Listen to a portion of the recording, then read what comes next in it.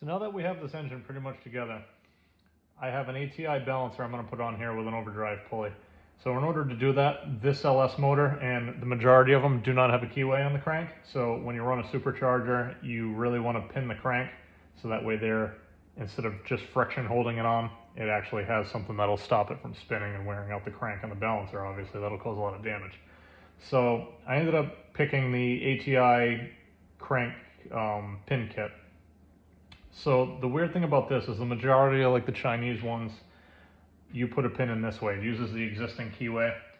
I was kind of thinking about it, and I don't think it's really going to be a big deal. I mostly just did this to match the brand of the balancer I'm doing.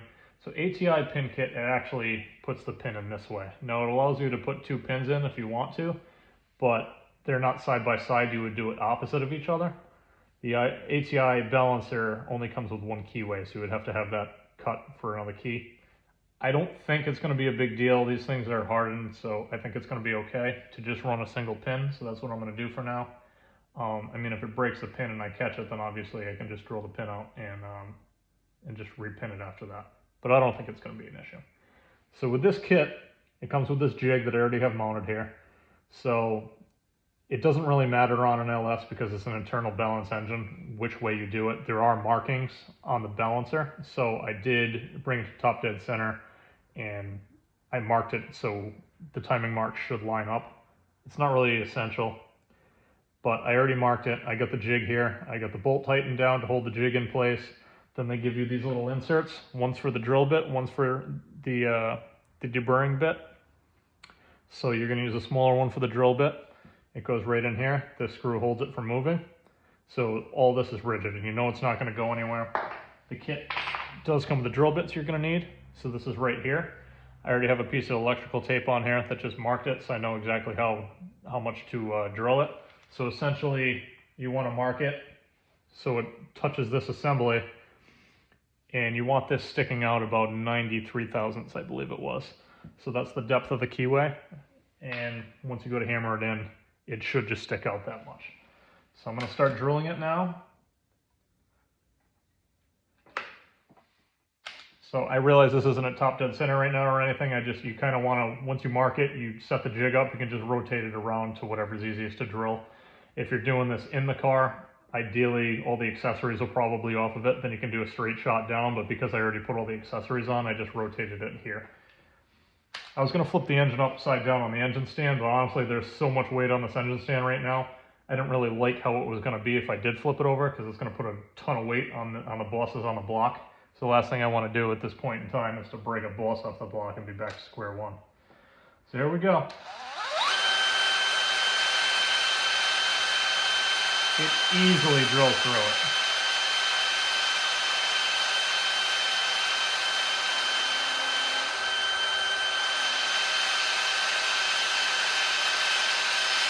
That's it. That's it. So it didn't actually drill that far, obviously, because it goes through this whole jig first. So that's not the actual depth you're drilling it. You kind of have to do the math and just subtract this whole assembly from it when you do drill it.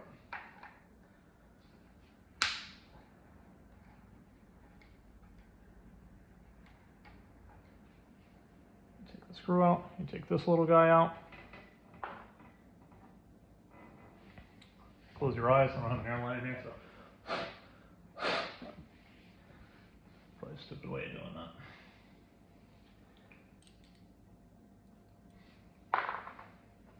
And here we go. Then you're going to put in the second adapter.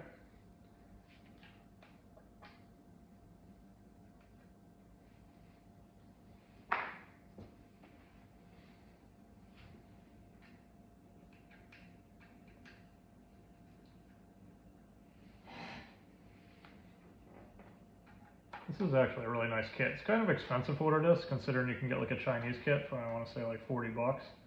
This one I believe was like 130. But it's just a lot nicer. The last thing I wanted to do with a Chinese kit is to drill the crank the wrong way after spending this much money, so hoping it works out. So this bit, all you're doing is cleaning up the bore basically. So you're just going to go real slow with it, in and out.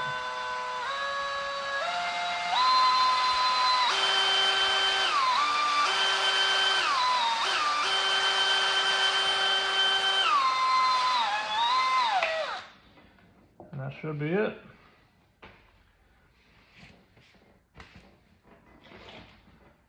So now,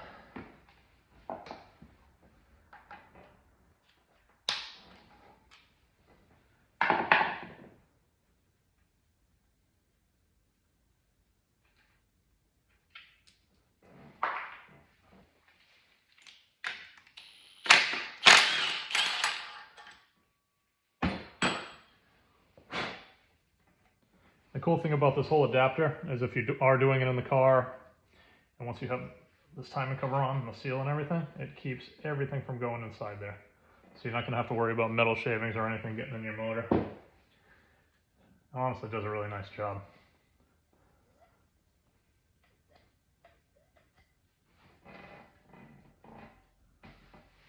We did a pretty good hole there. So basically you're just going to take the pin. I don't have a hammer or a punch right now with me, so I'm going to have to skip ahead.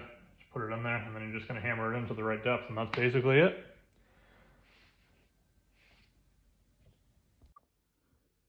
So here's the crank all drilled with the pin hammered in. I did put some red Loctite around the pin just for good measure to keep it from going anywhere. Now, it's not really essential, I guess, that you mark the drill bit because you end up drilling into it anyway. You can see it protruding a little bit inside the crankshaft there. You might want to measure it anyway and just make sure you're not going to drill a bolt, especially if you have one of these, you know, expensive $40 ARP ones. So that's essentially what you're going to do. That's it, all hammered in, and now you have a keyway, so you can just put your balancer on and we'll get that wrapped up. So you got the balancer installed, got the bolt all torqued down. It went on fairly easily. You just want to put like a little bit of anti-seize on it, and it kind of helps it guide it on, because this thing fits so tight without doing that. It's a real pain in the ass. So I should have started this earlier, but remember back I was talking about how the alternator bracket, this boss wasn't drilled. So I ended up drilling it.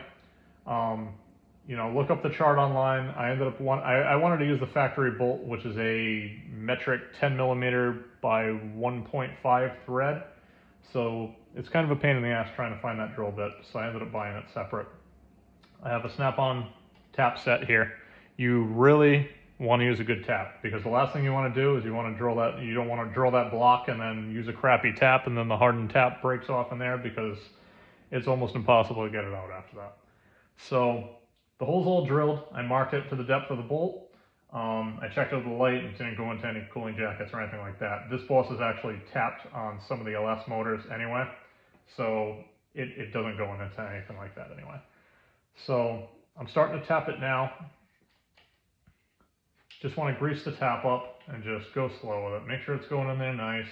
I used a few different size drill bits up to get to the point where, to get to the drill bit that I was using. So that way there, you just make sure it's like real smooth. Don't try and force it in, just go back and forth, back it out a bit, clean the threads out. Trust me, you want to take your time here, because the longer you take here, the nicer the thread's going to be. The more you bring it in and out, the nicer it's going to cut, and the easier it's going to be to do without breaking this thing off in there. You really shouldn't have to put a hell of a lot of effort into it. If you feel like you have to put a lot of effort into it, usually you can just back it off, and it'll go in pretty easy. You might have to do it a few times, but you shouldn't have to put a lot of effort on it where you feel like you're twisting it. Don't get carried away and go too far with it, because then you get to a point where you try and back it off, and then it clogged itself, and then you can't back it off. And then you're kind of screwed because you don't know if it's going to break or not.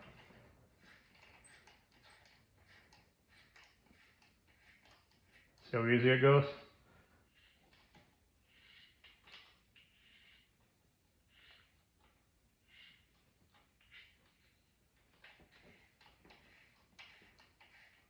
That's the way it should be.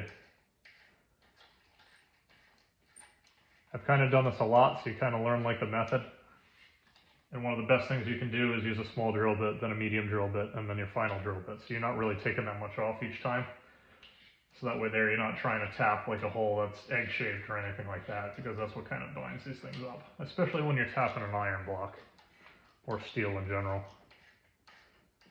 Aluminum's a lot easier to tap. We're almost all the way through here. I'm not going to bore you and keep doing this. So I'm going to move forward with it, and then once I get the bracket on, I'll show you where it ended up. So after tapping the hole, this is what you should end up with. Trying to use the light. It's really not working out. All right, see that? You want to look at the threads and make sure you have the right depth in them. Make sure they're actually going to grab. So this is a bolt. Fits it. Threads in just like factory. No slop. Easy in, easy out. That tells me that thing's going to hold pretty well. Now here's a better view of there should be a boss here, but a lot of these blocks don't have it. So the LSA block, they would have a boss here for the extra alternator bolt. Now the alternator does mount in two places. It mounts here, and it also mounts to the side. So I don't think it's going to be a big deal because it will stop that bracket from flexing. But I'm going to make that, I showed you in a previous video, I think. I made like a little L bracket kind of thing. So it's going to end up utilizing this cover bolt here. So basically it'll stop it from torquing. Like I said, it's going to be a daily driver. I won't have to worry about anything. So that's my solution to it. I've seen some people try and, JB weld like a nut or something here, but I don't really think that's a great idea. I don't think it's going to hold up in the long run. If you're a good fabricator, you might be able to weld a boss to that, but honestly, I'm just not trying to do anything like that. So here's the little L bracket I made, well, double L, I guess.